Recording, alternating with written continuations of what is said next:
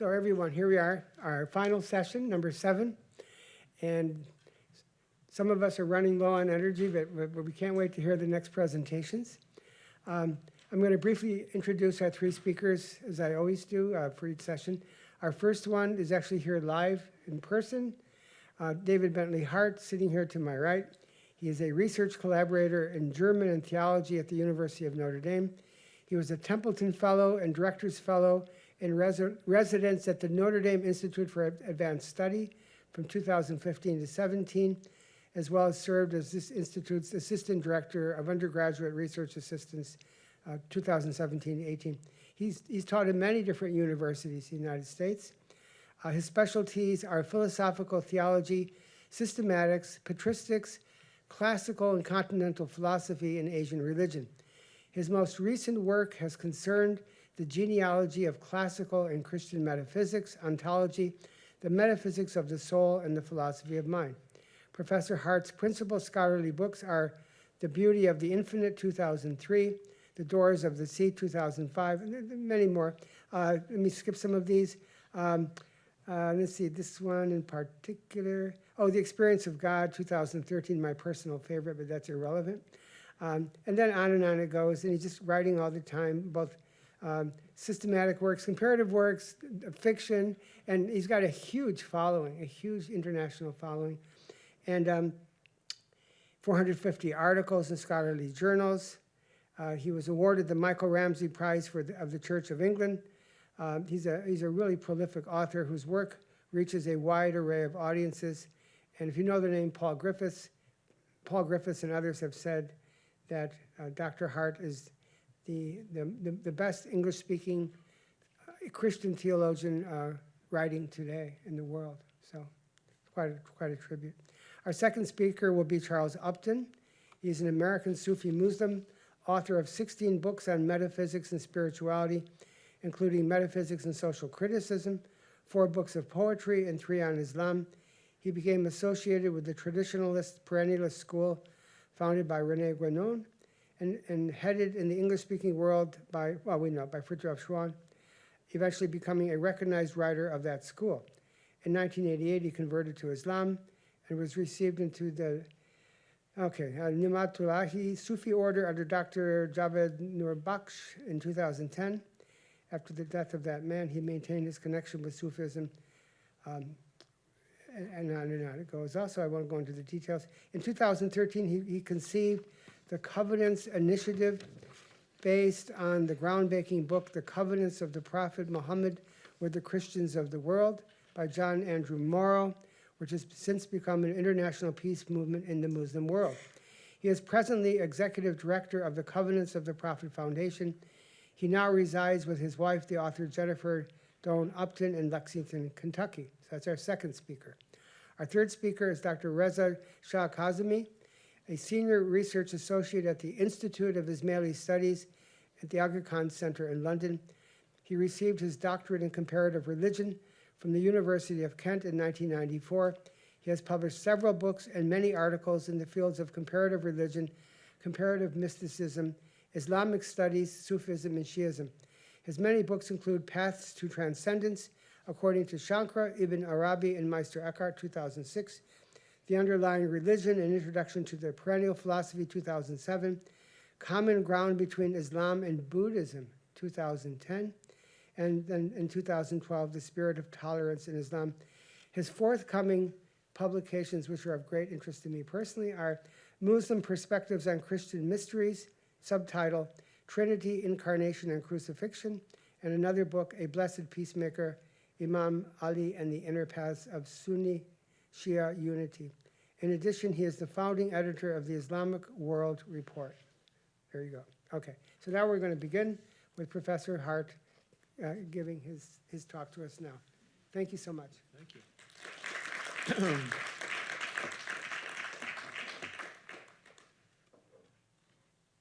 The nectar of immortality. Well, thank you. I've been following the conference on Zoom because I got a booster shot a couple days ago, and only now feel able to stand on both my feet for sufficiently long to deliver short papers, but I've been enjoying what I've been watching immensely. I borrowed the term prisca theologia for this talk from Marsilio Ficino, of course, and I offer it here as an alternative to the term philosophia perennis. To the latter, I have no special hostility, but it's a term I choose not to invoke except with many qualifications. Not because I associate it with practices, for instance, that I regard as too pluralistic or syncretistic, but rather because in that regard I find some of those in the perennialist school, such as Guénon and Schuon and Lings, perhaps rather wanting. I also have problems with certain of the political commitments to certain of the figures that we associate with the term perennialism. What I really, though, find somewhat troubling in the movement at times, far from its excessive syncretism, because I believe in that regard no one can be too excessive, is a kind of imperious homogeneity of perspective. I mean, Guénon and Schuon in particular may have been formerly insistent that one must seek the truth of God only within the embrace of one of the ancient traditions, according to its disciplines and teachings. But then with the sort of deadening regularity, it seems to turn out that the path to enlightenment is not to be found in the mere exoteric doctrines of any tradition, which may be good enough for the average soul, but not for the more spiritually evolved, for whom the true path is that of an initiation into a more esoteric strain within each tradition, where certain more advanced natures among us gain entry into the temple of the true philosophia perennis. Some may think that an unfair characterization. It's just that again and again, that's the impression I come away with. And it turns out with a certain regularity also that the esoteric version of each faith is remarkably similar to, say, Schuon's private metaphysics. Now, having said this, I have to admit that I do indeed believe that religious truth is a universal possession of humankind. I even believe there's something of a recognizable standard for judging how closely formulations of belief in any faith come to higher or low, come to the highest truth of all, not that any of us can grasp that in itself. But I don't believe in any esoteric core within the great faiths that stands veiled like the Holy of Holies in the inner depths of the larger shrine of belief available to a few. I believe only in diverse practices and beliefs converging upon a mystery of which we all grasp only a part. I think if I were to borrow a paradigm for engagement between traditions from anyone, it would probably be, at the moment, Francis X. Clooney, the distinguished Catholic scholar of Hindu literature and theology, and his little book, Reading the Hindu and Christian Classics. Now, admittedly, his specific concern there is rather narrower than mine here. His project is a discipline he calls unpretentiously enough slow reading, a method at once theoretical and spiritual, a method of juxtaposing two texts, ideally not supposedly revealed texts, not Shruti over against the Gospel of John, but rather two texts within the faiths that attest to certain forms of devotional reading and hermeneutics within their own contexts. And I see in Clooney's general practices a way of reading across the boundaries between traditions without falling into any of the common reductive patterns of interpretation. And we all know, I think, just how reductive those can be if one's not careful. There is, for instance, the anthropological approach, so typical of traditional religious studies departments, which treat the actual content of traditions as mere historically contingent expressions of, and so in a sense almost incidental to certain perennial social and ceremonial structures common to all human beings. But every structuralism, when applied to real and thriving systems or ecologies of belief, eventuate in vacuity.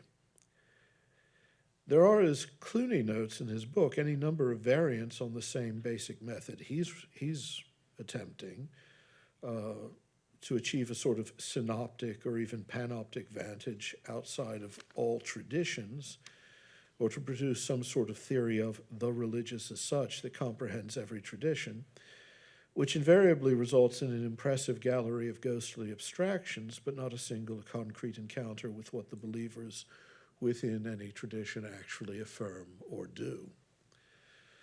But then, of course, there's the typical course taken by comparative theology, which tends, with a sort of morbid indifference to the internal life of traditions, to treat different religions as systems of propositions, metaphysical, moral, soteriological, expressed as doctrinal distillates and weighed against one another in the way one might evaluate the claims of two opposed theories within physics.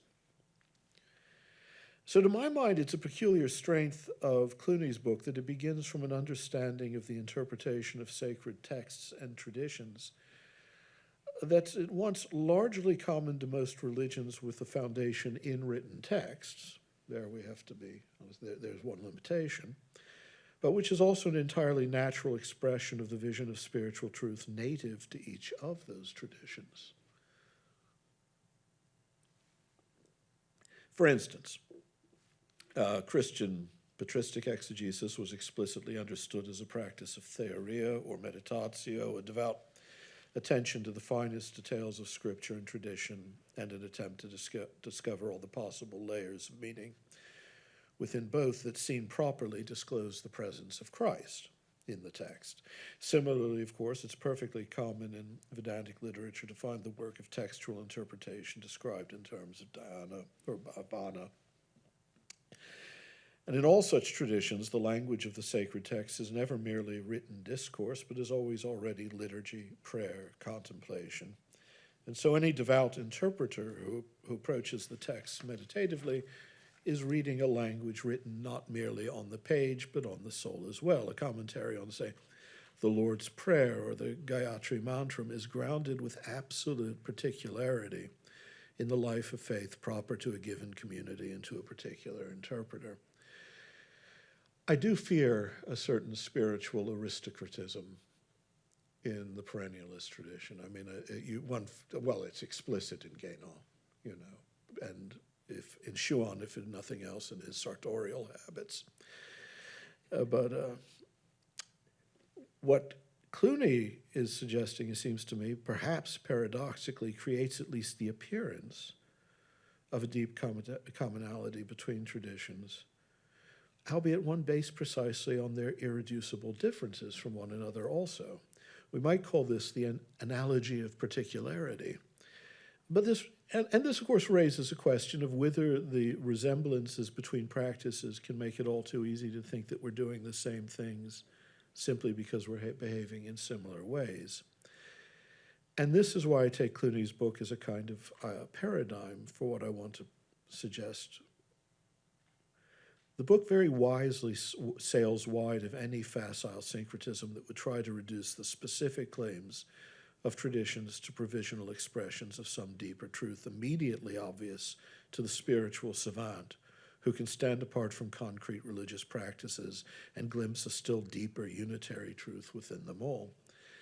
And I see the wisdom of his method of attempting a slow reading of texts from different traditions side by side, seeking thereby to participate as far as possible in a tradition other than his own by a kind of syncopated concurrence of approaches. And I'm sure that sentence was originally a sentence, but in producing this...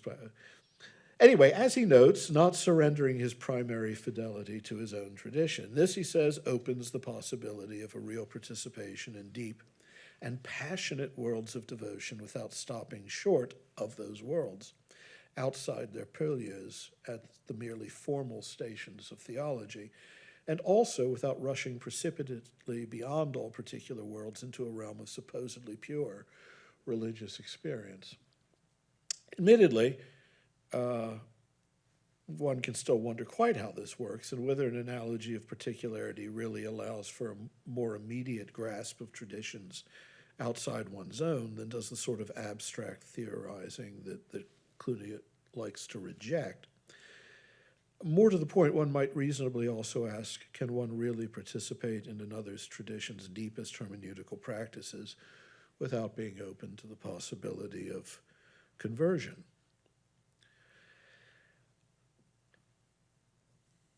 It seems to me that there's something deeply defective in the modern, largely anthropological category of religions in the plural.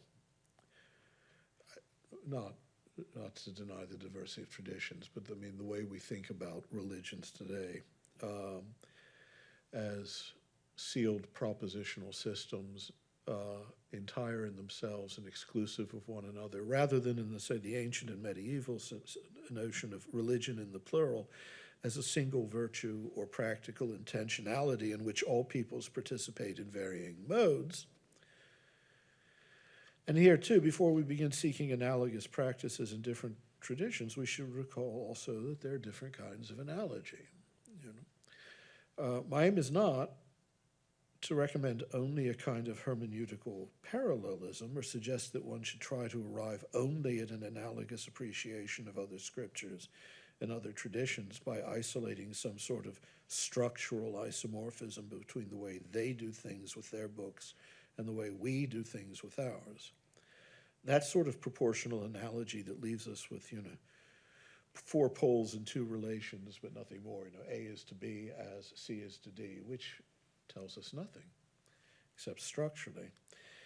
If a fixed proportion between otherwise incommiscible ways of seeing reality were all there were to the resemblance between the different devotional paths, then of course participation across religious boundaries would remain an illusion. The true analogy is one of attribution, based on a prior participation of all traditions in some final terminus of intention. AB is to X as CD is to X. And this necessarily presumes the reality of an intentional unity that's once pervasive of both traditions and yet susceptible of no simple formulation, a final cause, so to speak, deeply inscribed in each, which neither can exhaustively express in itself, but to which each testifies and in which both find their consummation. Now, this view is every bit as syncretistic as that of the perennialists, I freely admit. I'm a syncretist by disposition and conviction, but it doesn't involve reducing the diversity of traditions to an esoteric content common to all.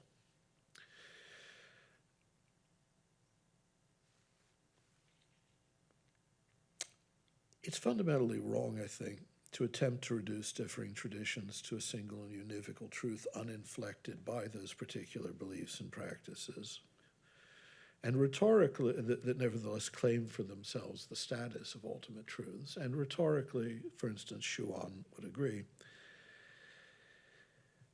It seems to me also that even the practice of reading traditions slowly side by side in the hope of the sort of participatory experience across differences I'm talking about has to assume at least the possibility of an intentionality held in common by both traditions that's a horizon of intelligibility, and that understanding that involves realizing that in the sort of project that, say, Clooney's book recommends, there is a venture on the possibility of conversion, of convergence. It's a venture one must be willing to make. And if not conversion, at least that convergence upon a truth beyond religious particularity that is nonetheless a transcendental object of intention.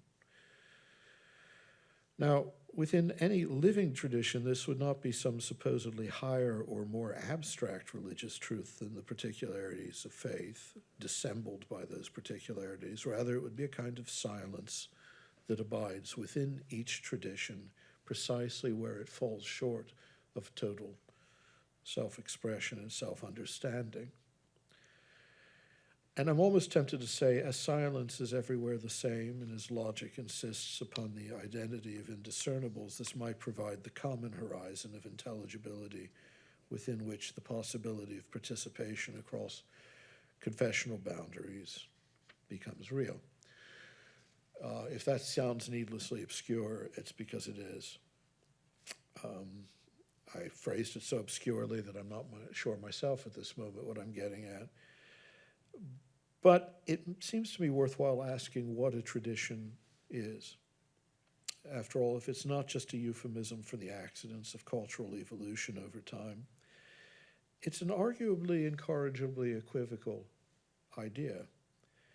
It entails a certain necessary ambiguity regarding what kind of continuity it's meant to describe. In one sense, what's at issue is the continuity of unalterable practices and immutable beliefs preserved by a community that's trying to remain faithful to creeds or councils or Sanatana Dharma or whatever. In another sense, however, it's the continuity of a dynamic process that accommodates ceaseless alteration without taking leave of the original impulse or truth that this process supposedly enucleates over time.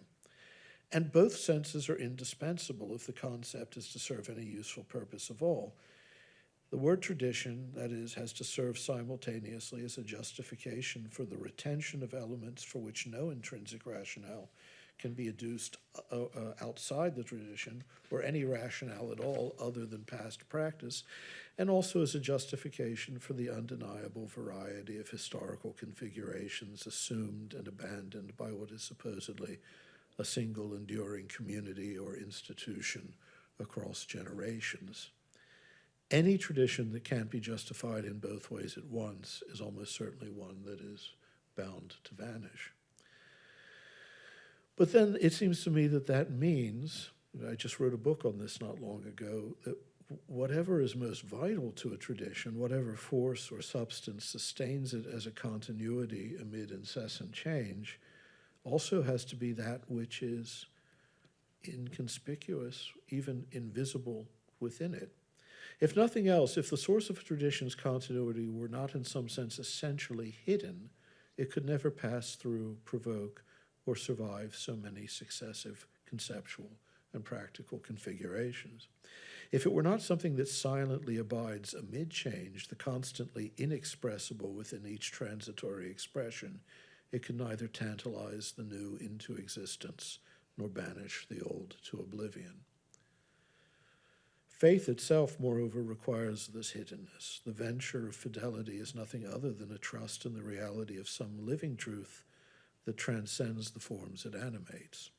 And this is true, perhaps most true, where religions express themselves with their apparently greatest clarity. Christian tradition puts a great deal of emphasis on defined creeds, for instance. And yet both as a historical fact and in form, those creeds actually tend to say far less than appears to be the case, and invariably turn out to be not so much a terminus ad quem as a terminus a quo, a place where certain possibilities have been foreclosed in order to make open a different range of possibilities. So a tradition lives only insofar as it's able to find the safe middle passage between the Scylla and Charybdis of a destructively pure originalism, which rejects all developments, and a degenerate traditionalism, which clings to everything throughout the history of development. And for this, there's no single method. One simply has to attempt to practice a certain kind of hermeneutical piety, for which any number of moral and intellectual virtues are required.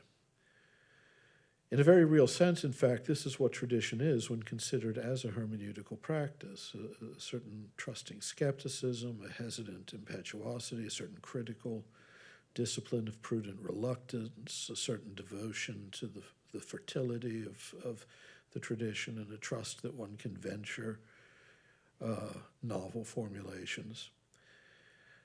A certain trusting surrender to a future that can't alter what has been. It's the conviction that one truly has heard a call from the realm of the transcendent in the past, but it has to be heard again before its meaning can be grasped or its summons fully obeyed. Now, this brings me back to why I was talking about Clooney's slow reading. You may have noticed I've omitted any number of vital transitions in this argument, and for that I blame Brad for the 25-minute limit. 5 minutes left. Oh, okay. I think I can do that. Let me just skip some things. It's only in thinking of traditions, thus I have to say that I find it perfectly possible to see slow reading as a genuine path to participation across differences. It's not enough to note the similarities of method and practice between distinct traditions. It's equally necessary to venture one's attempt at a synoptic process of slow reading on the hope that both traditions are subtended by and serve the same silence. It must be a risk ventured on the belief that each tradition describes a mystagogical movement of thought and will towards a silence that transcends rather than lacks words, because it's itself the fullness of truth immediately present. And it must be a venture, therefore, of faith, because the various ways in which differing traditions speak of that final horizon of meaning will never coincide in some third place outside all particularities. That place does not exist, and if it is, we should destroy it. The Vedantists may envisage it in terms of the original and final identity of Brahman and Atman, the Christian and the eschatological reality that God may be all in all. And the ontological and gnosiological grammar of the one can't simply and cavalierly be translated into the cosmic and historical grammar of the other, but the practice of parallel slow reading, it seems to me, has to presume that subspecie aeternitatis, the analogy of particularity between traditions, is an analogy of participation and one and the same transcendent end. One reads texts of differing traditions slowly, side by side, or attempts to enter into the devotional and spiritual practices of other traditions, not simply as an experience of fortuitous concords and irreducible differences, but rather as a single journey along two paths that we hope will ultimately arrive at the same inexpressible fullness. And this, to get around to my subtitle, which had the word polyphony in it. I don't even remember my subtitle now. Was what I meant by the polyphony of religious differences. Again, I don't believe in the existence of any real esoteric transmissions of privileged wisdom in any of the major traditions.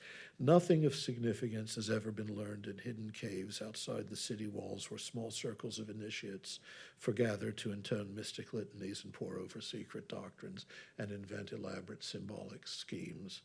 There are no hermetic economies cunningly woven into the exoteric fabrics of the great faiths whose deeper meanings are known to only a very few. There are, of course, differing levels of metaphysical and spiritual sophistication among believers, but that's very different. The Buddha taught with open hand. Christ taught daily in the temple. Ramanuja proclaimed the way to truth in the open, even at the risk of his own soul. As for the esotericists, leave them in their damned caves. What I do believe in is a kind of contrapuntal complementarity of traditions, interweaving with one another in moments of consonance and of dissonance, departing from one another into thematic developments of their own, only surprisingly to converge again, enriching and ironizing one another, echoing and inverting one another, and altogether reaching toward that final resolution. Imagine I'm talking about a completely developed fugue here, with, say, 9 themes, foreshadowed in all that has led to it, and yet undoubtedly immeasurably more than any of our traditions can fully foresee. And I guess I'll stop there. That seems so. Thank you.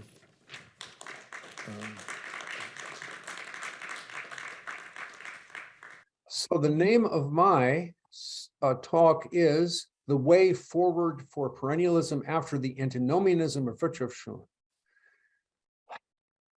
Greetings, fellow scholars. Though I am not an academic, I have been studying perennialism for 34 years, ever since my wife Jenny found a book by someone named Fritjof Schumann in a local bookstore near our home in San Rafael, California.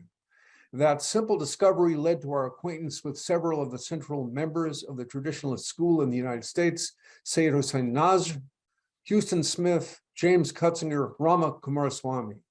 It was also the event that began my post-hippie writing career, resulting in around 20 books written largely from the perennialist perspective over a period of 21 years. I mention the hippies because I suspect that I am not the only participant in the so-called spiritual revolution of the 1960s, who later found in the traditionalist school a more ordered and elevated rendition of many of the Eastern religions and forms of Western mysticism and Native American spirituality we explored in those days.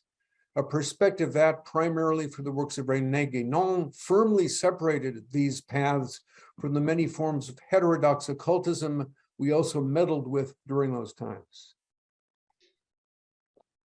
Perennialism, also known as traditionalism, although they're not identical, may be defined as the certain knowledge that the reality of God, the truth of humanity as God's central manifestation in terrestrial existence, and the relationship between God and the cosmos he creates have always been known and transmitted by the human race, sometimes esoterically for the few, sometimes openly in terms of religious doctrines followed by the many.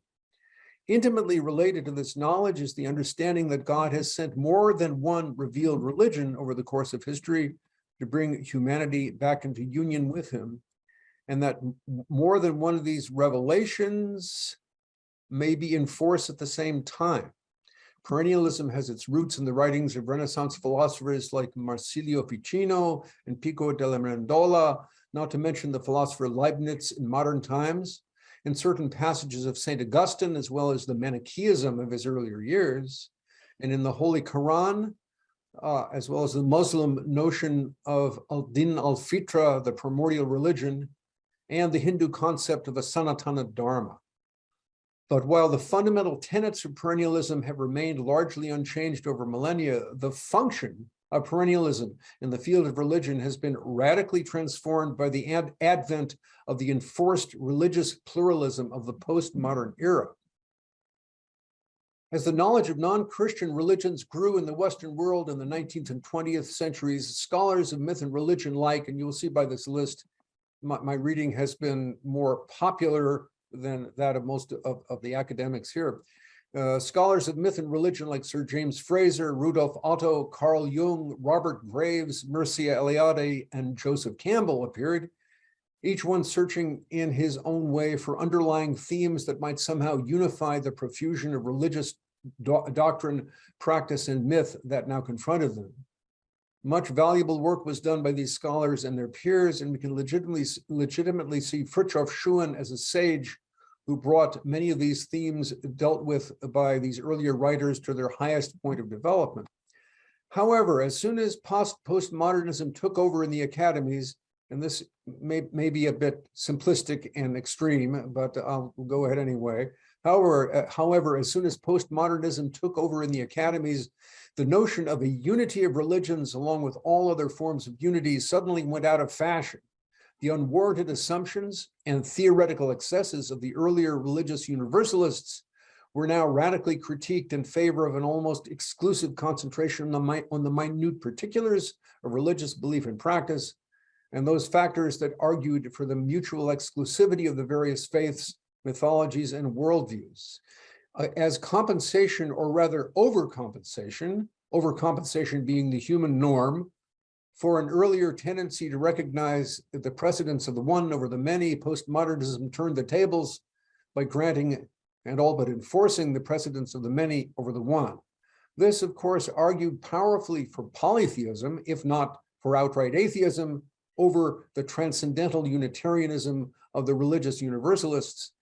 And certainly the postmodern worldview is based upon, has been mirrored in the continued degeneration in our time of the great faith collectives into tribalist religious gangs, where identity replaces piety and the idol of collective self-worship. The perennial shadow of collective religious belief takes precedence over worship of the one God.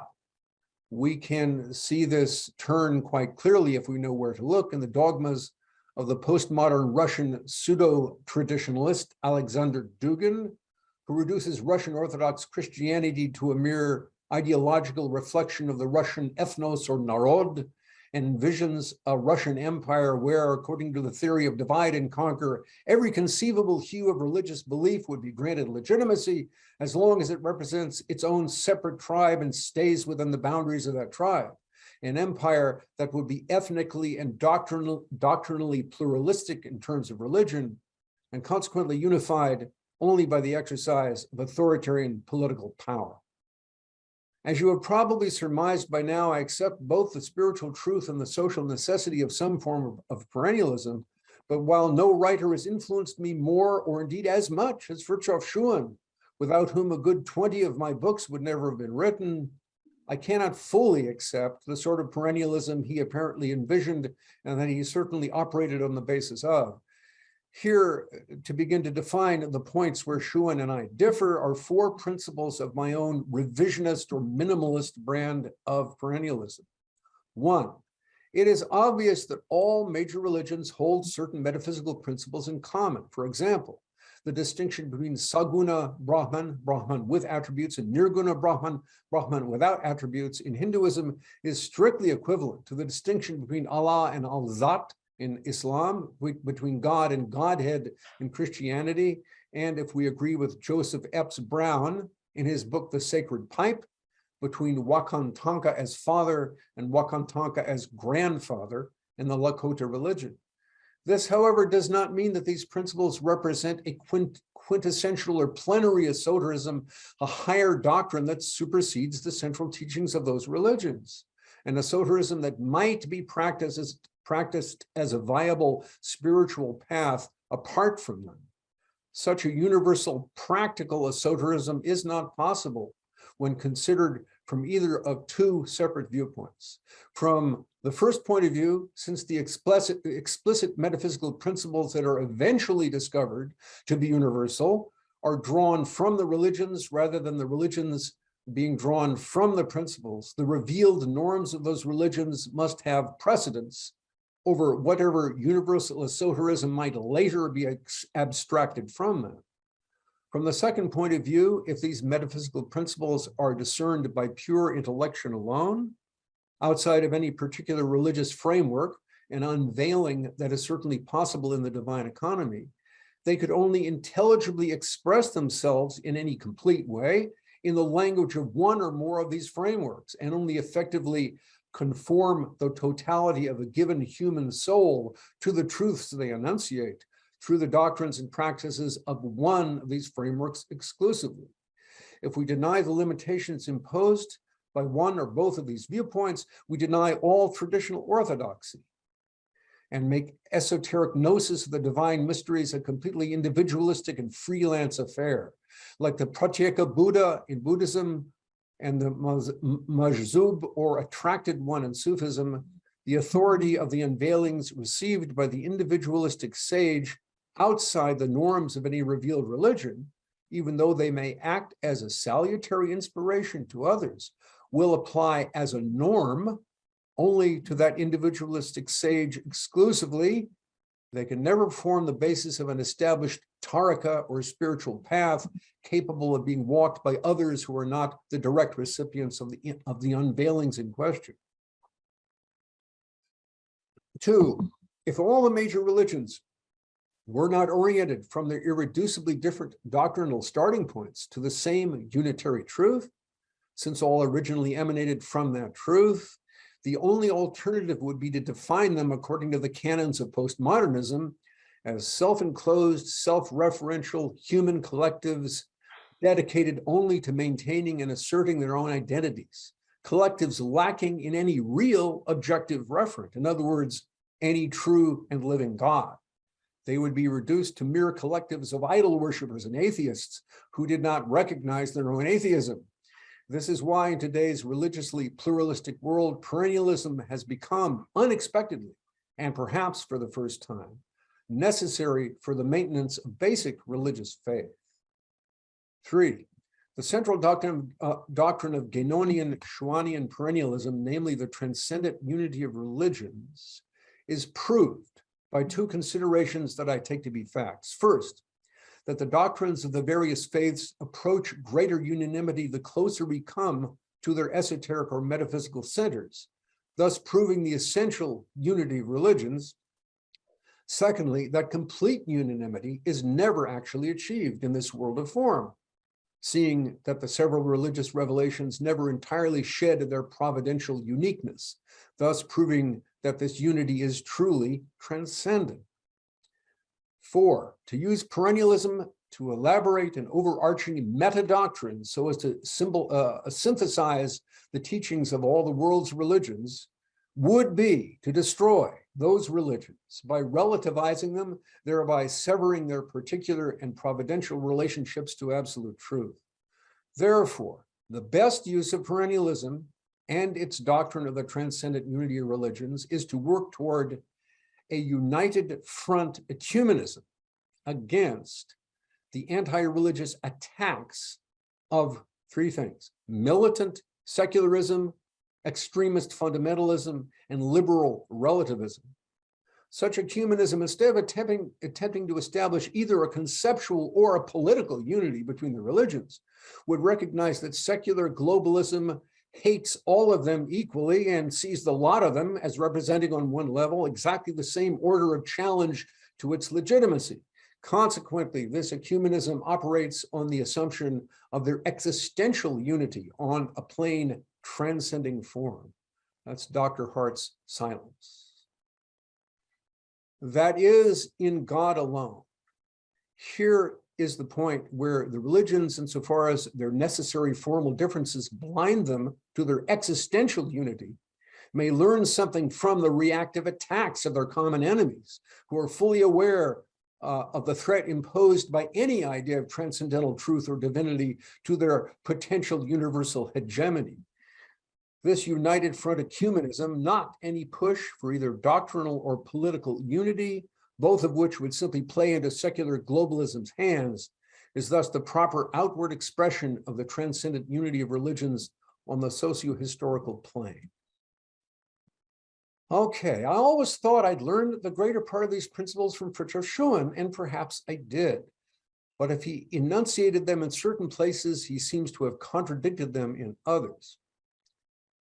Schuon was in touch with a spiritual source of immense intellectual energy and elevation, what might legitimately be called the power of the eagle.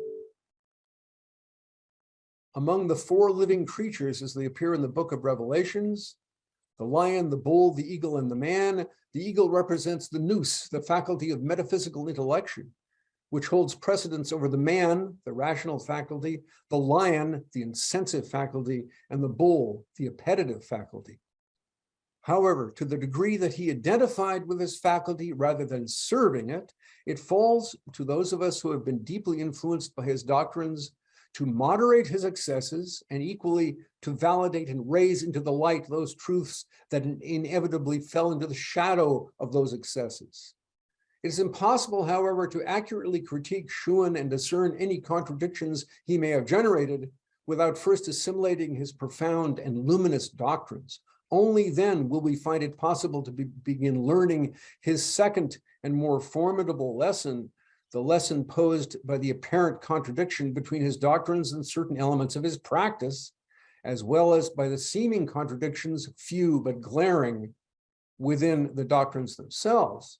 These ambiguities, in the case of someone with a profound understanding of and a stated acceptance of religious orthodoxy, represent a position that is perhaps unique in the history of theology and metaphysics, a stratagem that poses to those sincerely attempting to follow Schuon's stream of profound insight, a challenging existential koan.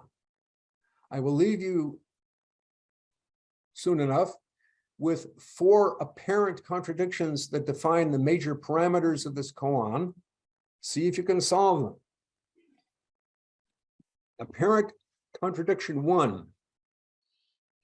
In Gnosis Divine Wisdom, he says, one can love something false without love ceasing to be what it is. In other words, it is possible to have a true love for a false object, a demon, for example. Yet elsewhere, he rails against the error of sincerism, which holds that subjective sincerity of feeling and belief can obviate the limitations of objective error. What do you say about this?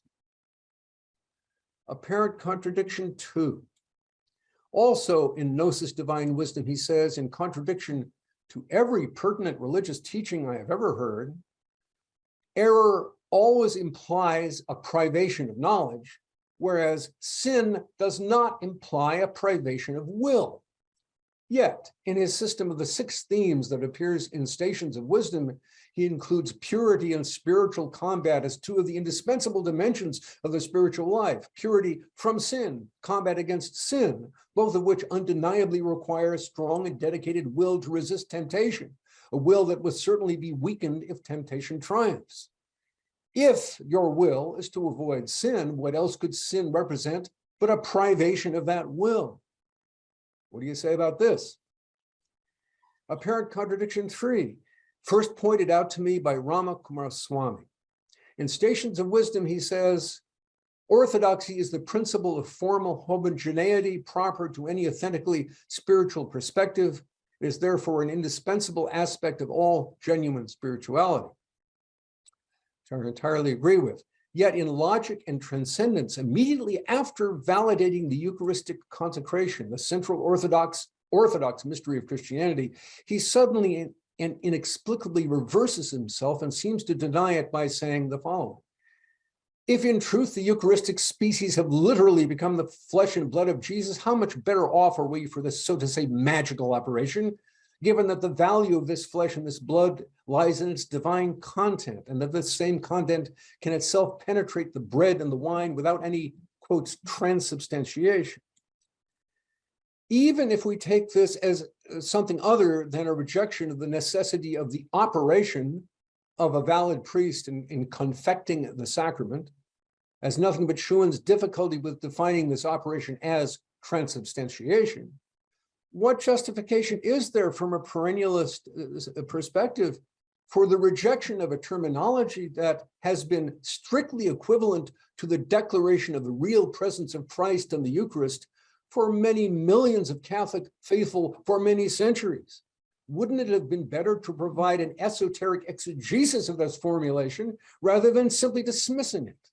Can this legitimately be called traditionalism? What do you say about this? Apparent contradiction 4.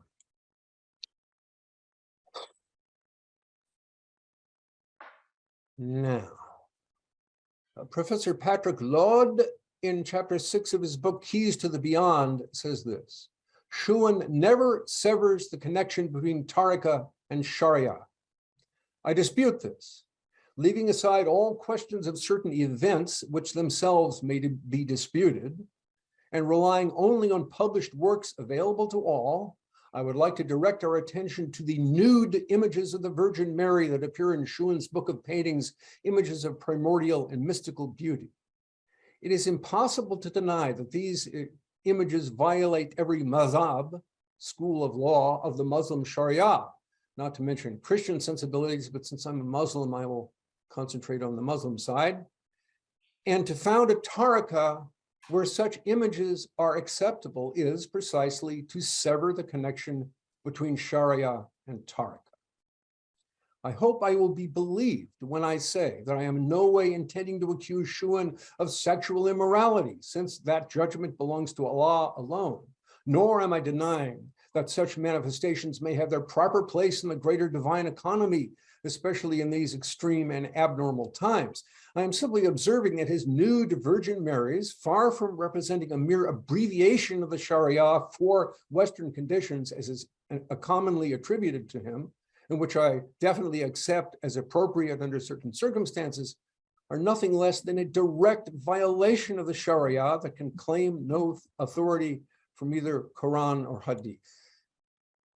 It seems less than consistent, to say the least, for Schuon to declare his independence from the Sharia while at the same time invoking the Sharia to establish his legitimacy as a Sufi sheikh, if indeed this represents his actual position. We may certainly rise above the law in the sense of recognizing the vast expanses of metaphysical reality and spiritual life that have nothing to do with behavior. But to rise above it does not dissolve it. When we descend once more to the level of explicit behavior, the law is still there. And the only way to accept the validity of that law is either to actually follow it or else to claim a special dispensation from it, as in Sufi terminology, with the figures known as the afrad, the singular ones. But though the afrad may have been freed by Allah from the strictures of the Sharia themselves, that freedom is not automatically inherited by all who claim to be their followers. If it were, the Sharia would be totally abrogated. From my point of view, to not deny these principles is to reject the whole idea of tradition. What do you say about this? I would only add, in conclusion, that few seem to fully grasp the formidable pressures, not only intellectual, but moral and spiritual, faced by anyone who sincerely attempts to adhere to one particular religion after being convicted of the truth that God has sent more than one true revelation to humanity. The powerful, but not always conscious or explicit temptations enforced by innumerable threats and promises, both overt and covert. Temptations to syncretism, to antinomianism, to viewing love as inferior to knowledge, if not as actually opposed to it, and to making common cause with the worldly ecumenism sponsored by the global elites, thereby accepting the transformation of perennialism into a utilitarian quasi-political ideology rather than a treasury of truly sacred knowledge, a spectrum of profound intellectual supports for the actual traversing of the spiritual path. These temptations are truly fierce in both their overt terror tactics and their subtle seductions. To withstand them, it appears that one must not only be on the way to becoming a realized spiritual intellectual and arif, but equally a warrior capable of surviving the onslaughts of enemies, both visible and invisible, and of giving as good as he or she gets. In the last analysis, all I wish to establish by raising the above objections is that Schuon was not infallible, and that given sufficient discernment, his errors have the potential to be as enlightening as his insights. Since I may have understood certain important points in Schuon's doctrines, I hope these challenges will elicit vigorous and intelligent responses from those willing to answer them. I should also report that my publisher, James Wetmore of Sophia Perennis, envisions publishing a book composed of responses to this paper, as well as to my recent book, also entitled The Way Forward for Perennialism After the Antinomianism of Fritjof Schuon. And there is the cover to prove that it actually exists. If you can see it, I don't know. All participants in this conference are invited to submit such responses. Now, I've already been dialoguing with Professor Laud in email about these subjects. So we've begun to write this book. So maybe it will actually happen. I suspect that whoever can address Schuon's apparent contradictions without either denying the profound insights that he transmitted or accepting his willingness in certain instances to seemingly place his personal discernment above divine revelation will have survived the wrestling match with the angel and fitted him or herself to carry on the traditionalist, perennialist wisdom stream in the apocalyptic environment of the 21st century. Thank you.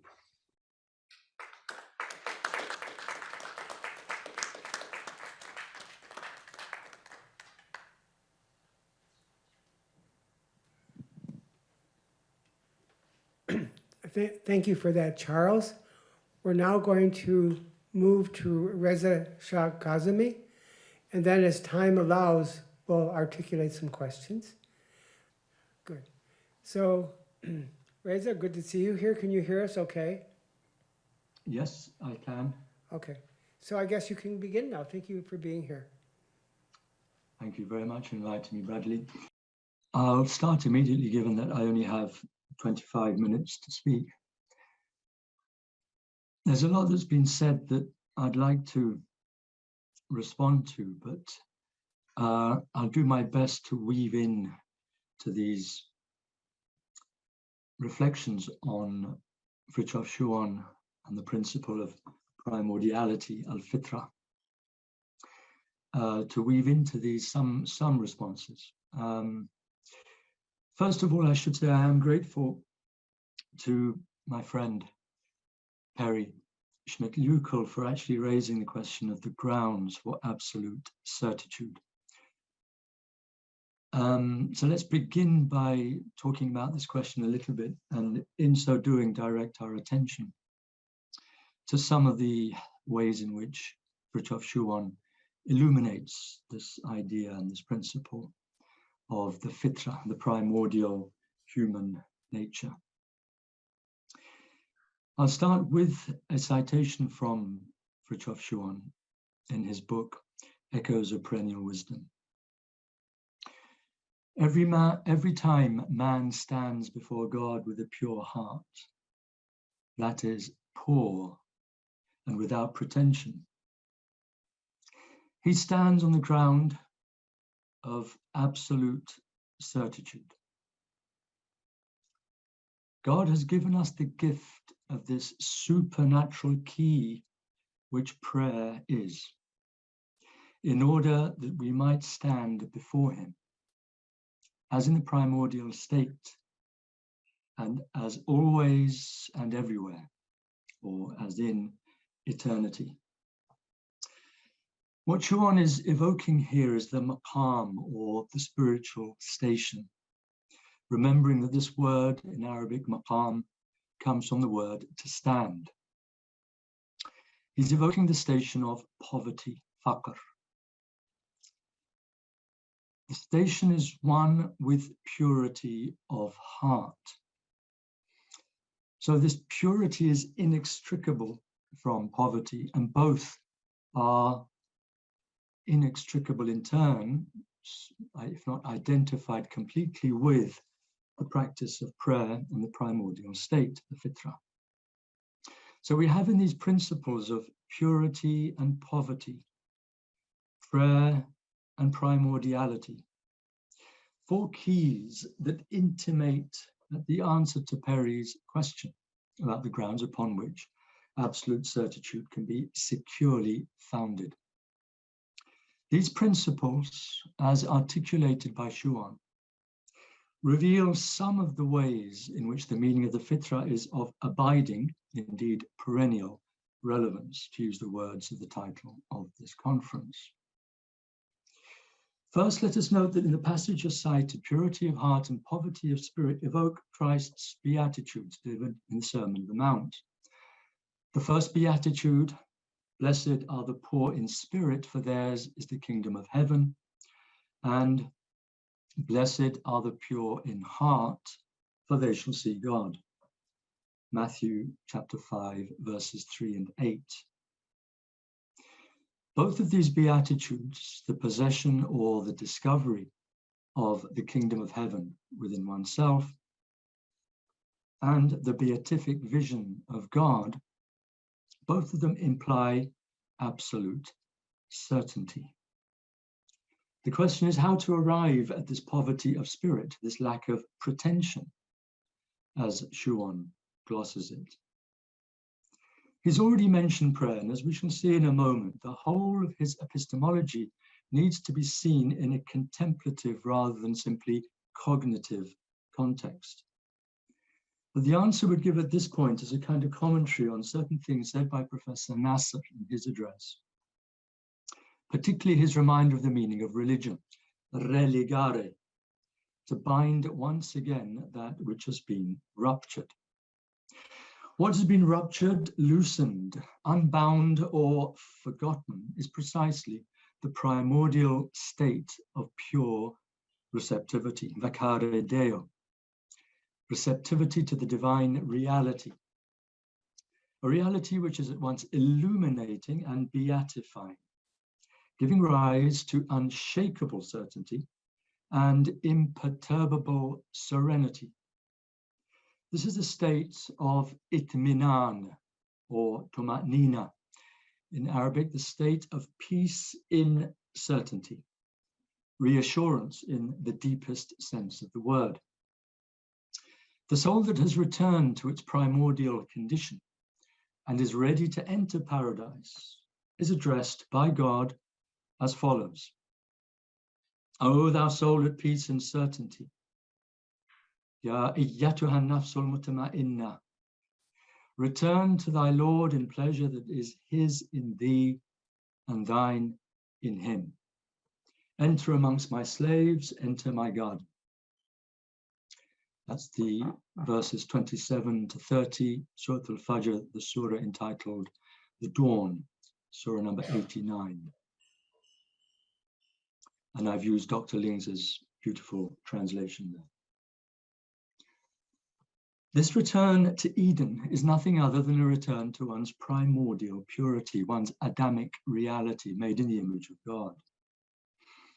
And this restoration of one's primordial reality is a possibility here and now. It's what Martin Lings refers to as the attainment of the lesser mysteries. The greater mysteries being the unutterable concomitance of union with God. Now, we need to focus on the principle of poverty of spirit, the precursor to purity of heart. And it would be appropriate here at the conference taking place in a Catholic university to refer to Meister Eckhart and his breathtaking sermon on poverty. What we'd like to stress is what he says at the beginning of his sermon. I beg you, he says, to be like this poverty, in order that you may understand this sermon. For by the eternal truth, I tell you that unless you are like this truth we are about to speak of, it is not possible for you to follow me. In other words, a particular mode of being, and not just a particular state of mind, is the prerequisite for understanding this poverty that Eckhart speaks of. He also says in another sermon, he who has abandoned all his will savors my teaching and hears my words. And this is very important. Eckhart tells us that his words are intended only for, quote, the good and perfected people in whom dwell the worthy life and lofty teachings of our Lord Jesus Christ. They must know that the very best and noblest attainment in this life is to be silent and to let God work and speak within. End of quote. Finally, on Eckhart, and this leads us back to Schuon, in his comment on John 12:25, he speaks of the necessity of hating one's own soul. And I don't know why animam suam in hoc mundo has been translated as life in this world. He who does not hate his own soul has been translated as life for some reason. Animam sucem, whatever it is, the word in Latin and in Greek is clearly the word for soul. And I'd be interested to hear what Professor Bentley Hart has to say on that. He who hates not his own soul will not be able to keep his life in eternity. Eckhart says you have to hate your own soul to the extent that you see the degree to which you are unfaithful to that image in which you are made. And if you hate that not, you are not worthy to receive these words expressing the greater mysteries. Now, Professor Nasser mentioned the powerful statement by Schuon that knowledge must wound the soul as the plow wounds the soil. This wounding of the soul by knowledge might also be called quite simply the pain caused by objectivity. Schuon says that to be perfectly objective is to die a little. It's the death of one's egotistic pretension, pride, vanity, ostentation, and so on. Once one is aware of all this egotistic pretension, one hates one's own soul. And the result of this hatred is that one cannot but engage in what the Sufis call the greater jihad, the greater struggle against the ego. Eckhart describes this as synteresis, a tendency or an inclination which is, quote, always striving. Remember, that's the meaning of the word jihad, to strive. Always striving against whatever is ungodly, always inclined to the good. It is, quote, a binding and a turning away from all that is ungodly. And one of the functions of synteresis in the soul is to bite against that which is impure. The other is that it ever attracts to the good. In the light of these considerations, it's clear, I hope it's painfully clear, that one arrives at absolute certainty, or at least some degree of absoluteness within certainty, not through any purely discursive, academic, or speculative means, but solely through a life of prayer within which there is total dedication, total commitment to the imperatives of ethical self-purification. Hearing of this spiritual imperative made in so many ways by Schuon, hearing of the spiritual imperative causes, in some of us, the depths of the will to stir, to awaken, to be galvanized, as Dr. Lings used to say, to want to do something about this. And this is the sign that something of the primordial nature has indeed woken up. By contrast, if one seeks for this absolute certitude on the purely speculative plane, it will be like a cat chasing its own tail. For the human mind, being relative, is incapable, inherently, intrinsically, inescapably incapable of anything absolute, of attaining anything of an absolute nature. Whatever conviction the human mind builds on the foundation of reason alone, functioning solely according to ratiocination, the same mind is eminently capable of destroying. What is constructed by reason can easily be deconstructed by reason. So the attainment of absolute certainty presupposes infinitely more than just some intelligent mode of reasoning. It requires, as we just said, an entire spiritual discipline centered on prayer and the permanent striving for virtue. Now, according to Schuon, the sum or the quintessence of all virtues is poverty, or faqr.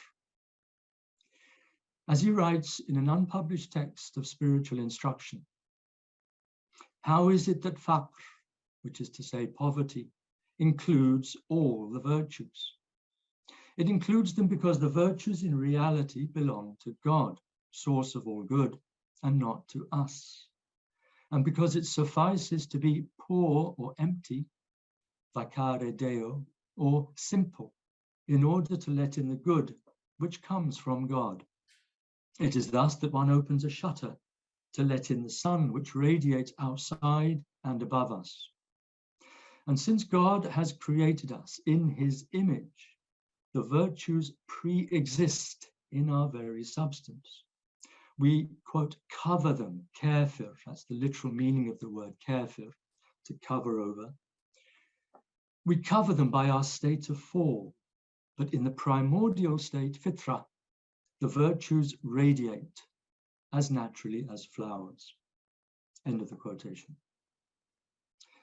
A perfect embodiment of the primordial state is to be found in the Prophet Muhammad, who stands forth in Islam as representing a spiritual principle as well as a perfect human being. Schuon refers to this spiritual principle in terms of, quote, the totality of which we are separate parts or fragments, and as the, quote, origin in relation to which we are so many deviations, end quote.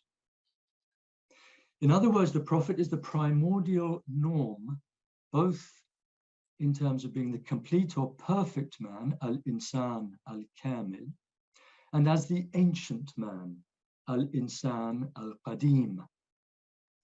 And Schuon explains what he means by bringing these two together. Here is a sort of combination of a spatial with a temporal symbolism. To realize the whole or the universal man means to come out from oneself, to project one's will into the absolutely other, to extend oneself into the universal life, which is that of all beings.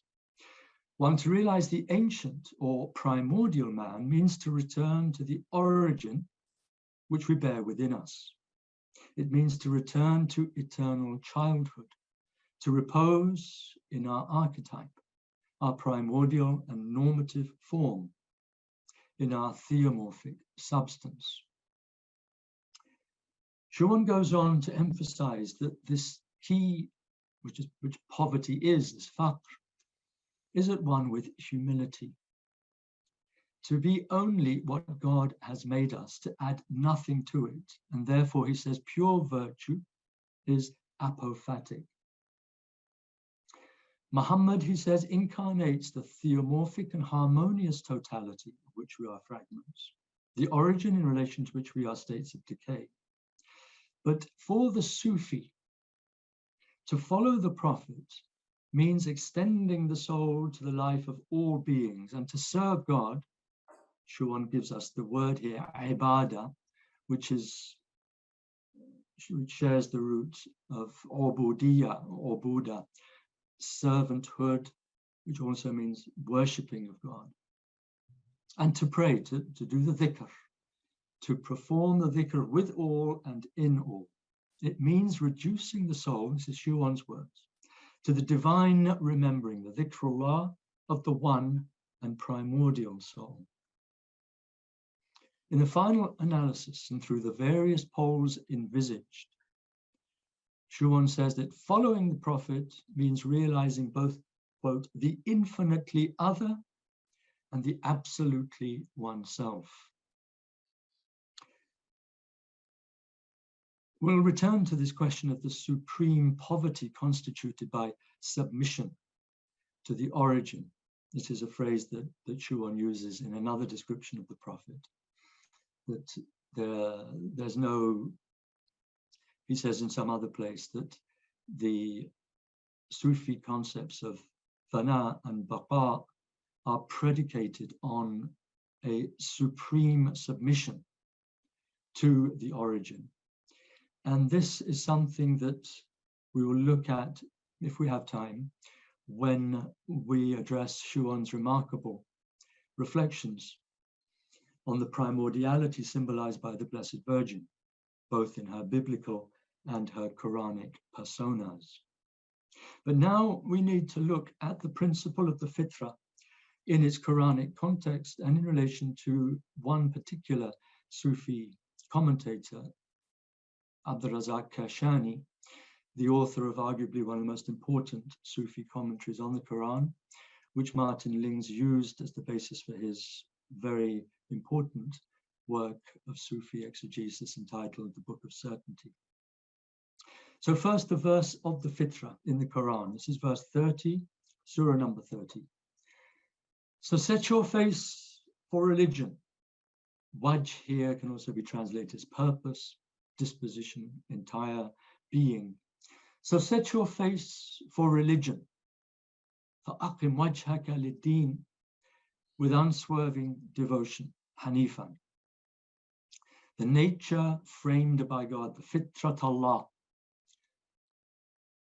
according to which he has created man. There is no altering God's creation.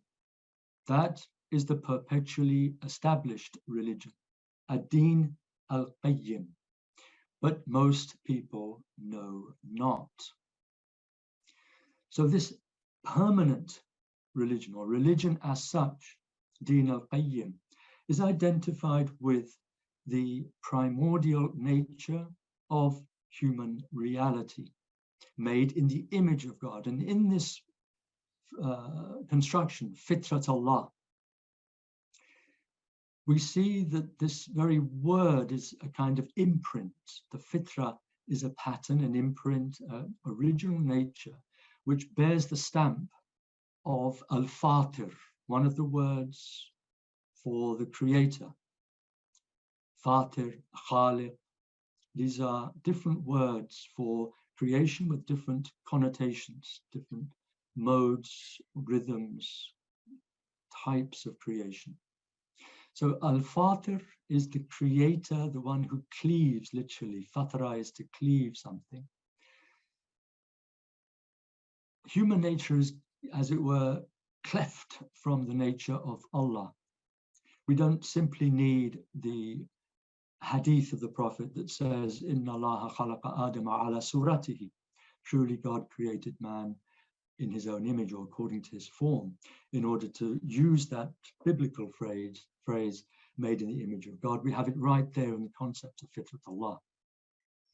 So let's look at how this verse, full of meaning, is commented upon by Abdul Razak Kashani.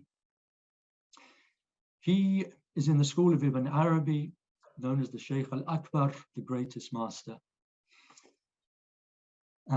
So much so that the commentary that I just referred to was for generations regarded as being written by Ibn Arabi. So close was it to his perspective. So Kashani comments, set your face for the religion of Tawheed, the religion of oneness, and that is the path to the real. And I should note here that Tawheed does not really mean oneness. It means making, declaring, ultimately realizing one.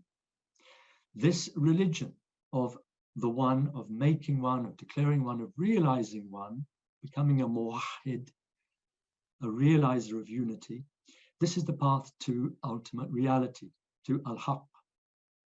It is religion in the absolute sense, ad-din mutlaqan. So this is religion as such, as opposed to such and such a religion. Kashani says that which is other than this is not, quote, religion because of its separation from the way leading to the attainment of the goal, the path to the real. The fitrat Allah, the primordial nature fashioned by God, is the state in accordance with which the reality of humanity was created.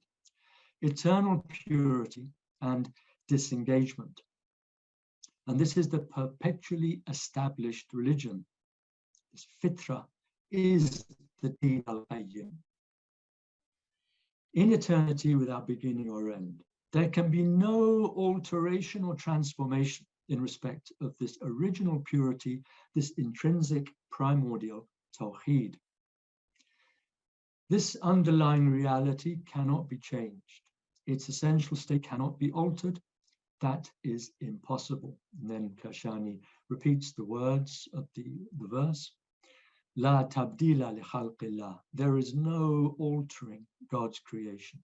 That is the perpetually established religion, but most men know not.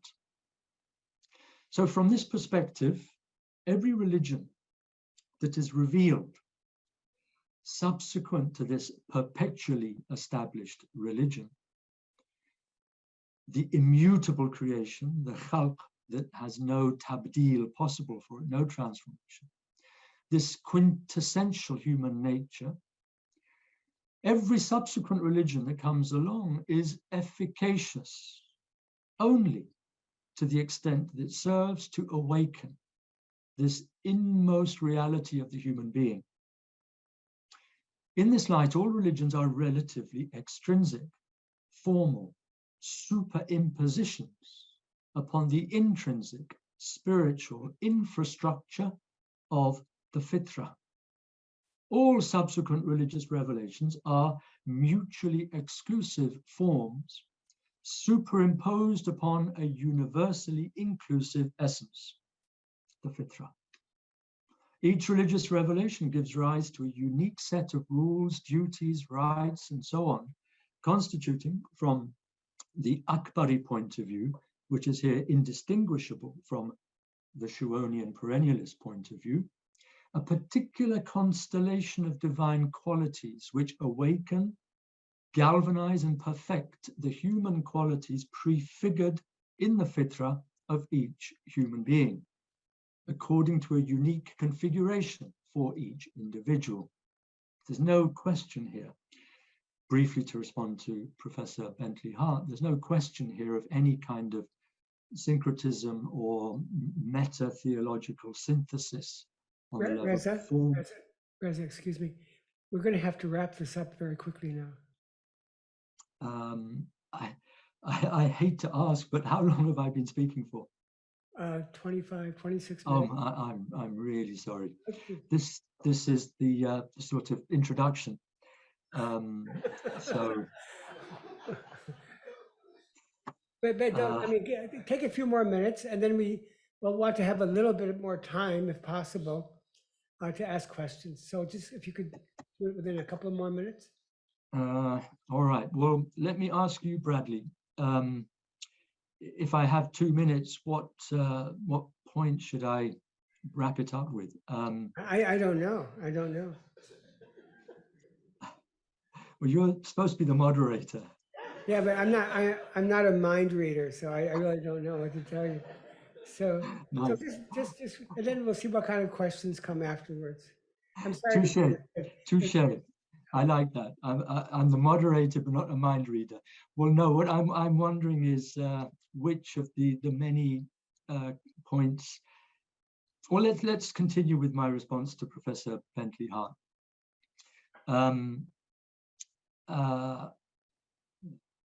The thrust of what I got from his criticism of the perennial philosophy was that we do not sufficiently respect the uniqueness of each providential revelation, each religion, each tradition in its own terms, and we try and arrange some kind of meta-theological, putatively metaphysical synthesis, and that we don't do justice to the uniqueness and the beauty and the perfection of each religion in its own terms. Let me just respond to that in 2 ways. One is to cite verse 48 of chapter number 5 of the Holy Quran. لكل جعلنا منكم شرعة ومنهاجا ولو شاء الله لجعلكم أمة واحدة ولكن ليبلوكم فيما آتاكم فاستبقوا الخيرات إلى ربكم مرجعكم جميعا فينبئكم بما كنتم فيه تختلفون. That's part of the verse, and it's a verse which expresses very well the perennialist perspective. Not that the perennialist perspective needs to be founded exclusively on this verse, but the verse expresses the, if you like, subspecie aeternitatis, as you say, from the point of view of eternity, the reason for religious diversity, and it's a point of view with which every perennialist will readily agree.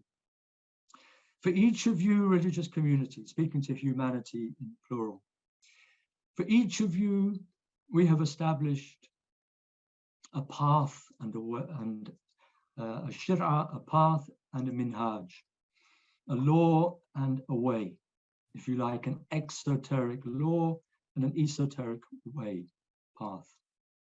If God had willed, he could have made you one ummah, one religious community. But he made you as you are in order to test you by means of that which he has given you. So compete with each other in good works, in goodness. Fastabiqul khairat. Unto your Lord is your return, all of you. And he will tell you about those things regarding which you had differences of opinion.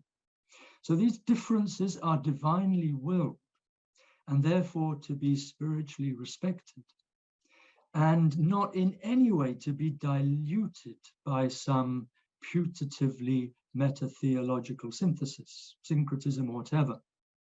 The absolute, irreducible uniqueness of every single revelation is strongly upheld within the perennial philosophy. And as for the criticism that was implicit in some of the other presentations of our colleagues in the conference, that you cannot, well, since I'm running out of time, I'll just go straight to one of the most important points that Martin Lings makes in connection with this problem. And that is that as you approach the center and the differences between your religion and the other religions that are relatively absolute on the circumference of this circle, as you approach the center, which represents the esoteric essence, the transcendent unity, which radically, infinitely transcends all of the paths and points on the circumference leading to it. As you approach that center, you not only see that the differences between you and your co-travelers on the other esoteric paths leading from the exoteric circumference to the esoteric center, not only do you see that the distance between you diminishes, yes, things become more and more similar, but never identical. And in fact, as you approach the center, you receive a more concentrated dose of the particular essence of your religion. So you don't diminish in any way as, if you like, being a Muslim as you approach the center where all the religions are absolutely at one. You receive a stronger dose of what Fritjof Schuon calls l'idée force, that untranslatable into English, the idea force, the forceful idea, the impetus, that powerful current that determines all of the forms of that particular religion. The idée force of that religion is imbibed by you in a more concentrated way as you approach that center. It's not in any way a dilution of the particular essence of your religion as you're coming closer to that center through following the tariqah, the path, the esoteric discipline that is leading you from the outer aspect of religion to its inner essence. So I'll stop there just by saying that on a personal note, Dr. Lings was my great teacher, and that one of the greatest gifts he made to me was his statement that well, before I say this, perhaps I should mention that Dr. Lings was regarded as a saint by many people, not just those who were his disciples. Dr. Lings was regarded as a saint by the great E.F. Schumacher, for example. And this saint, Dr. Martin Lings, Sheikh Obak Siraj-ud-Din, said to me, I have a medieval soul,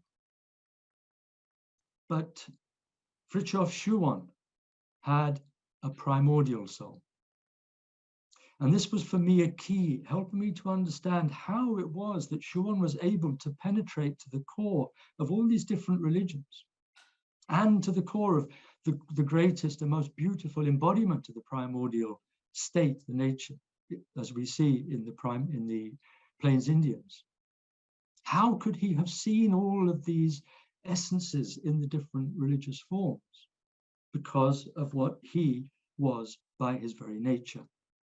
And so I would like to conclude my talk with the three words, vincit omnia veritas, that is so beloved of Fritjof Schuon, and which I believe is the truth that all of us in this conference fully believe in, that the truth will conquer everything, inshallah. God bless you all.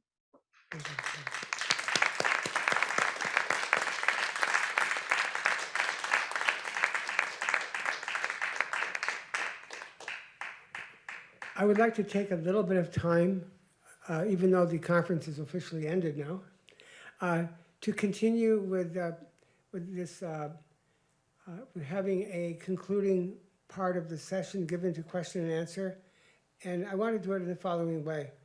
I want to ask whether David Hart wanted to respond to what he heard just now or not. David? Okay, so David first, and then I saw Adnan, and then I can't remember your name, I'm sorry. Deborah also will be the third person. And we'll see, we'll take it from there. Yeah, I don't want to take a great deal of time. By the way, on the issue of the words psyche and anima, they do both mean life and soul. I mean, that's also true of, in its origins, the Arabic nafs or the Syriac nabsha, in Proto-Semitic, napish, or Ugaritic nptesh. I mean, tends to mean both life and soul, but what's translation choices always have an ulterior motive.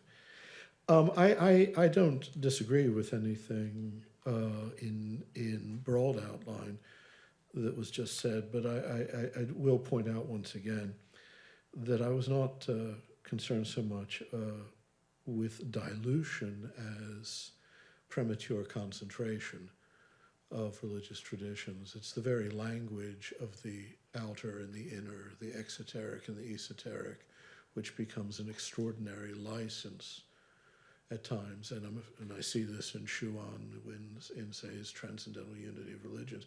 Whereas I don't disapprove of what he's after, and I don't even disagree with much of what he's saying. He does feel and express an extraordinary license to determine what is essential and what accidental in the traditions, whether he means to or not. And I see him as being not syncretistic enough. Again, as I said earlier, as not willing enough to dwell in the plurality of the traditions and allow them to perhaps even dissolve a firm sense that we can distinguish so easily the essence from the accidents or the center from the periphery. And I'll just make one last observation there. I mean, it's in all of Schuon's writings about Christianity, he speaks quite often about the moral life.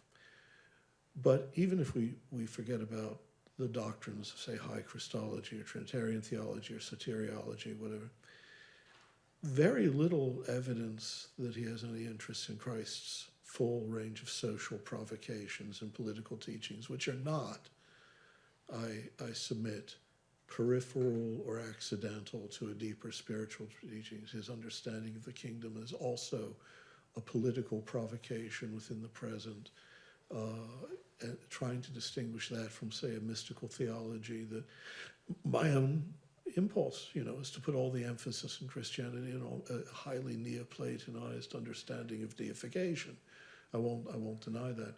But I have to resist the temptation because that is simply a choice on my part as to what catches my attention.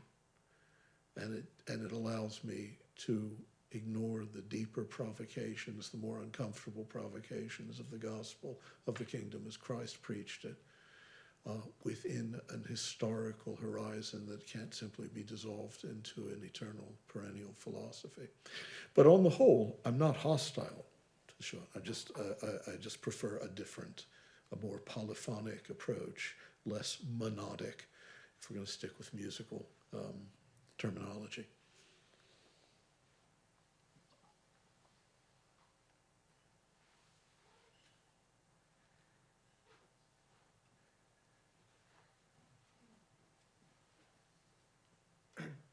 Reza, I don't know whether you're going to respond to that or whether we should just take another question. No, there's no need for me to respond. Thank you very much. Okay, good. Adnan, did you want to? My question for Charles Upton. So is he listening or? He should be. He should be still available. I don't know. Well, you can ask your question. Oh, okay, here we go. Great, okay. So it is about the contradiction or to the certain sense not really obeying the rules of the Sharia. So there is a book is written by Ahmed Kara Mustafa. It says Unruly Friends of God. You will see a lot of dervish. They are naked and they live as a naked. So this is obviously appear to be sheer contradiction. So what I see from Charles Upton is a kind of exoteric discourse applied to the esoteric insights. So Fritjof Schuon talks about the apparent conflicts or contradictions is a crack through which you can reach the inner. The example, for instance, in the Quran, you will see in the one verse, God negates the human will. For instance, he says, good from Allah, evil from your nafs. In another verse, he says, both good and evil from Allah. So Sean is talking about that this apparent contradiction is a crack on the let me say, exoteric cover, and through which you can reach the esoteric. So there's a very interesting, good story, very short, story of the Sufi story. A person who was naked, and Sheikh Effendi saw that man. He said, you know, you cannot walk around like this, and you need to dress. And the dervish said, you break my heart. I will complain about you to the Prophet. And the Sheikh said, well, you are who you are. You are going to talk to Prophet? Something like. And according to this story, that night, dervish dreamed the Prophet. And Prophet was, you know, appreciating many other people and doesn't tell anything to the Sheikh. And Sheikh said to the Prophet, you know, I am correct. Either you change your Sharia or you dress your dervish. So after that, and he saw that dervish also dressed. Okay, thank you. Yeah, and the dress of the dervish is Islam in both its inner and outer aspects. That's what we need to dress in to go decently among other human beings. Well, you know, when I was with the Ni'matullahi dervishes, there was an antinomian tendency. There, you know, once I brought up the question of Sharia and Tariqa and their union to the present head of that order, Ali Reza Nurbakhsh, who was at that point, you know, it was before his father passed away, and he just blew up. He says, "What's this Tariqa? I mean, this Sharia business. That's the problem we ran into with the mullahs in Iran." No, okay. So that was their tendency, and you know, we're all naked under our clothes, and if we forget that, then we're in real trouble. If we identify, if we think our clothes are actually our skin, then we got a problem. On the other hand, well, now I'm with the Alawiya Tariqa, and you know, Sheikh Ahmed Al-Alawi was very strong on the point of the necessary union of Sharia and Tariqa. So my problem with Schuon is not ultimately, you know, in his quality as a rend, or, you know, as a you know, an antinomian or a Malamati kind of person who rather outrageously broke the norms in order to show, hopefully, some deeper aspect to reality than those who are, you know, strictly addicted to the norms may see. My problem is more with what has been said, maybe by him, but certainly about him, that, well, he never separated Sharia and Tariqa. And I simply say, well, that's not true. He did. And then I further say, if Allah freed him from the strictures of Sharia, if let's say, because he had a primordial soul, then more power to him. Who am I to contradict Allah?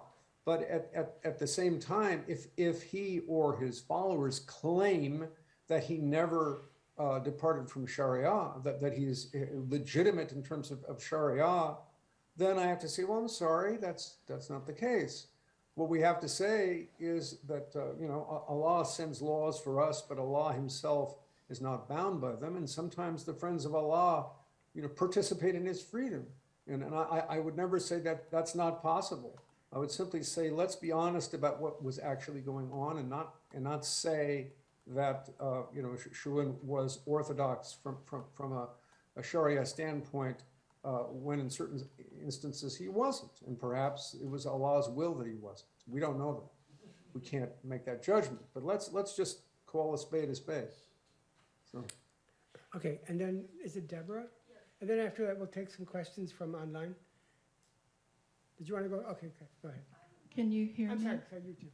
Can you hear me? Yeah. All right. I'm not in academia and I'm not a public speaker, but I'd like to offer that Martin Lings has quoted Frithjof Schuon as saying to him once, "If there was a religion that I did not love, I would not rest coming to know it until I loved it." And that indicates a humble, not an elitist attitude. And that Hossein Nasr has often mentioned how the certainty or absolute certitude of individuals who've been given revealed knowledge or an understanding of it, that it's often mistaken by others as elitist. And isn't that rather a prideful reaction, oftentimes of intellectuals with a small I, that they just have not been given that revealed knowledge? So adherence to the Sophia Perennis, which by the nature of its tenets includes and elevates in a modern world that increasingly excludes viewpoints unless they are politically correct, and oftentimes is obsessed with reducing everything to the lowest common denominator, to dismiss those adherents as damned cave dwellers and groupies, as Dr. Brown said yesterday, that would be rather the elitist attitude. And to sort of borrow from the old maxim, the pot calling the kettle black, the kettle is not only not black, it's a beautiful Grecian urn. So, thank you. I have one more person over here who wants to speak, and then we really have to move on to see whether we can pick up a few more, and anywhere is fine, and pick up a few more voices online. And then we have to be done by 1 o'clock at the very, we have to. Yes, my question is to Dr. Reza Kazemi. I thank you very much for your enlightening speech. And I would like you please to address the argument against Schuon, in which it is the image of the Holy Virgin is criticized. So I would like you to explain how these spiritual visions of Frithjof Schuon doesn't go against the Islamic Sharia, neither the vision of the Holy Mary in Christianism, but it is a representation, if I can say, of the informal, the substratum of the informal Hakika.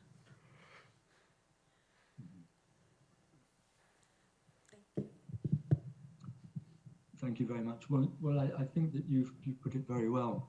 That the visions in question appear to be ones that emphasize, as it were, confirm the Sophia Perennis in its haqiqa dimension, its supraformal. And that sounds paradoxical, that a vision, an image of a form of the Blessed Virgin, how can that be an indication or a confirmation of the supraform? Why not? Pardon? Sorry, I thought I heard someone say something. And one of the ways to answer this question is to look at the extraordinary way in which Frithjof Schuon has spoken about the Blessed Virgin in his books, even prior to his visions of her. And one would refer to his articles entitled The Christian Tradition, Some Thoughts on Its Nature, and Jesus and Mary in the Christian Tradition, and even Of the Cross, those 3 chapters in Gnosis, Divine Wisdom, written in the mid-50s. And then even in the book that was written subsequent to the visions, one can see that in his exegetical analysis of the verse of light in the Quran, where he makes an association which I've never come across in any Sufi exegesis. Most of the Sufi commentaries on the verse of light that I've come across focus on that verse itself. God is the light of the heavens and the earth. The similitude of his light is like a niche wherein is a lamp. The lamp is in a glass, and it's fed by an oil of the olive, which is blessed, neither of the east nor of the west. Most Sufis will comment on that in terms of that verse itself, but Schumann shows that the verses coming after that are critically related to that, the verse of light. They finish with the words that he refers to as the Marian response in the Quran, which is Inna Allaha yarzuqu man yasha'u bighayri hisab. Truly, God gives sustenance, spiritual sustenance as well as material, to whom he will beyond all reckoning. And what he shows is that first of all, we should note that he identifies the olive, the oil, and the crystal, the stella matutina, the star that would glitter even from the glass, let alone the lamp itself, the oil, which has not yet been touched by fire. He relates all of these to different dimensions, both of the immanent self and of the remembrance of God, of dhikrullah. And he states that the phrase, Inna Allaha yarzuqu man yasha bighayri hisab, truly God gives sustenance to whom he will beyond all reckoning, is exactly the phrase that is used by the Blessed Virgin when Zachariah comes to her in the mihrab. And Zachariah, remember, Zacharias, meaning the remembrance of God. God remembers, literally, in the Hebrew. Zacharias, it's Yahweh who remembers. And in the Arabic, of course, dhikrullah. But when Zachariah comes to her in the Holy of Holies, in the place where the haqiqah is to be found, in the mihrab, the mishkat, in the verse of light, when he comes to her and finds that she has food without her having had this brought to her by him, he says to her, "Where did you get this food from, Mary?" And she said, "It's come from God. He truly gives sustenance to whom he will beyond all reckoning." And this beyond all reckoning is bighayri hisab. It is that infinite flow of blessings from the haqiqah, which is distinct from the structured flow that comes from of rizq in the ordinary sense, that comes from the outer forms of the religion. So he identifies the Blessed Virgin as the light of the olive, which is neither of the east nor of the west. This is a view of her as representing not just the primordial nature, and I don't think I got to this in the talk, which is a shame, that Schumann is not alone in referring to the Blessed Virgin as being the perfect embodiment of primordial nature, because Ruzbihan Bakli, a great Sufi master of Shiraz of the 13th century, prefiguring in many ways the great doctrines of Ibn Arabi, Ruzbihan Bakli states that the Blessed Virgin is the Johar, the substance of Fitrat al-Qudus, the Fitra of holiness, the original primordial nature of holiness. And so when Schumann talks about the Blessed Virgin as being the embodiment of the haqiqah, of the fitra, and of being supraformal, it is not a contradiction. Her universality of being a princess in the Jewish tradition, born in the line of David, her being the mother of God, Theotokos in the Christian tradition, and her being called the greatest, Inna Allah astafaki wa tahharaki wa astafaki ala nisa'il alameen in the Quran. Truly, Mary is told by the angels, truly God has chosen thee and purified thee and elevated thee above all the women of creation. So this elevation is because she is identified with what Schuon would call the Mahashakti, the great flow of feminine, of productive power. And here we have to remind ourselves of what I said at the beginning about Fitra and Fatir. The Fitra, the primordial nature, is the imprint of Al-Fatir, of the Creator, on the human soul, on every single human soul. And that Fatir, it has the numerical value in the alphanumeric system, as Juan Acevedo has called it in a recent excellent publication, has the numerical value of 290, which is identical to the numerical value of the name Maria. If you add up the number, the numerical value of Mim, Ra, Ya, Mam, Mim, then you come to 290, which is exactly the same as Al-Fatir, the word for God as the creator, which is an indication of this supraformal aspect or the reflection within universal substance embodied by the Fitrat al-Qudus that Maryam is, reflecting that reality of the divine, the greater mystery of Al-Fatir itself, himself, herself, itself. And one should finally note, in accordance with Schuon's identification of this Sophianic feminine, the archetype of sacred femininity, that Fatima, the daughter of the Prophet, is identified with the same archetype, and that in the esoteric tradition, particularly of Shia Islam, Fatima is identified with Al-Fatir.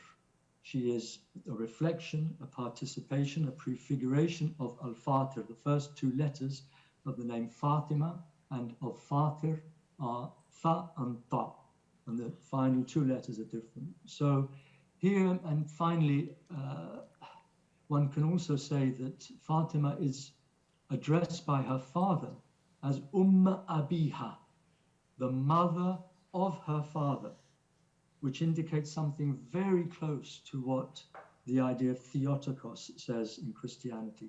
And I say this very close, I don't say it's a metaphysical identity, I call it a kind of theological resonance that gives rise to an intuition or an evocation of the haqiqah, of the mystery, the ultimate reality that is strictly unutterable, ineffable.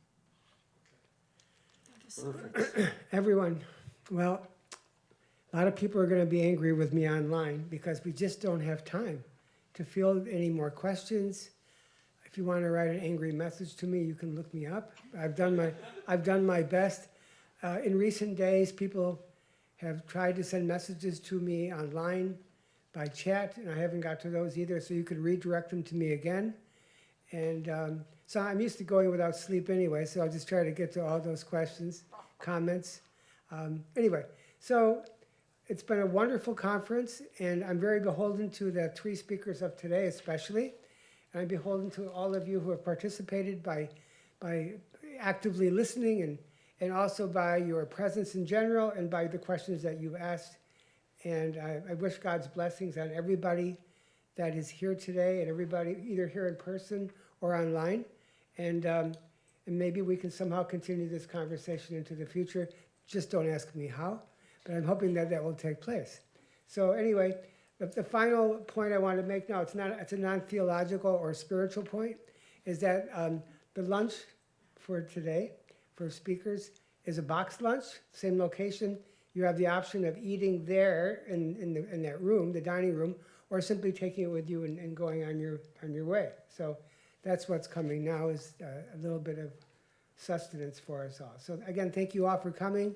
It's been wonderful. And again, I wish we could have gone another week, but we don't have that kind of time. So anyway, Yeah, yeah.